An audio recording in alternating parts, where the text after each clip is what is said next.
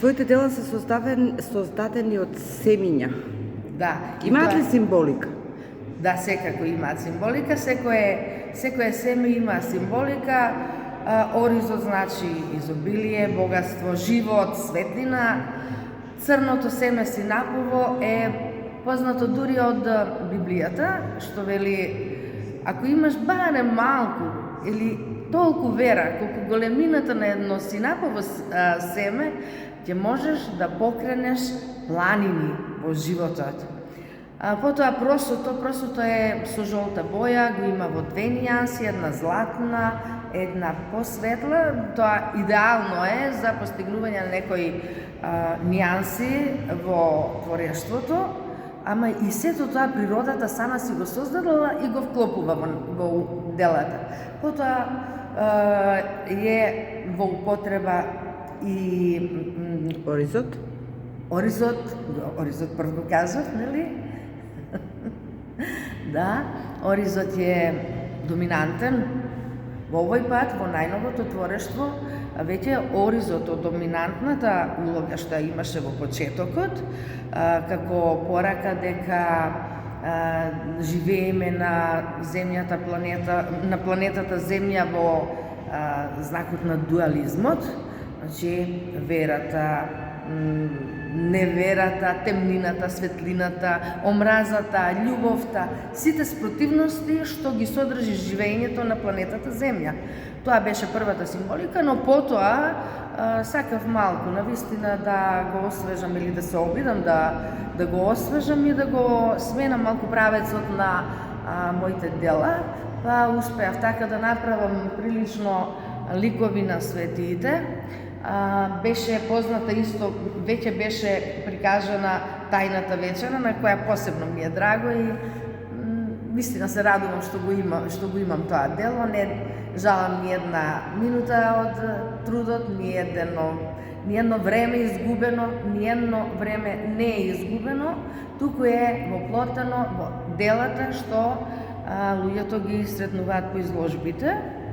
Да продолжам со врстите на семиња, значи ги спомнавме предходните, да надополнам има бордо киноа семе, со кој се постигнува бордо нијанса и често добро ми послужува.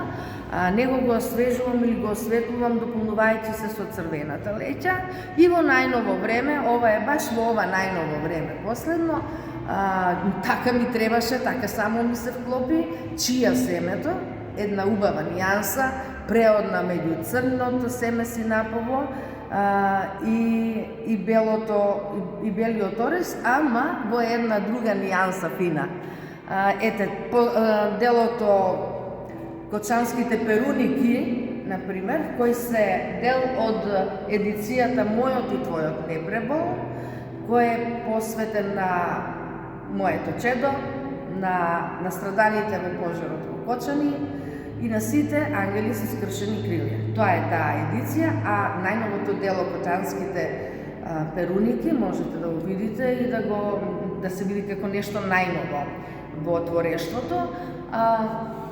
Па мислам да, тоа се сите тие семиња досега и секој пат кога ќе употребам уште едно семе, велам ајде сега е доста со шаренило, ама тоа шаренило не е шаренило, тоа е еден многу пријатен колорит со кој се постигнуваат и чувства, се постигнуваат и настани, и сјајови, и жубори, и песнопој, се може со семињата да се постигне, можеме малку на погруп начин, меѓутоа на еден посебен начин и да речеме, семето е семињата се природен материјал за работење, значи да речеме дека не ја загадуваат околината, што беше па и главен поим за гостувањето во Албанија, каде и таму организира една школа од 10 дена со ученици, беа возбудени, беа импресионирани и од изложбата од моите дела, но и од делата на дечињата. Дечињата покажа еден голем интерес и така солидно, да речем, солидно го совладаа ова, сега не може да биде тоа најсолидно, меѓутоа многу задоволително постигнаа убави дела.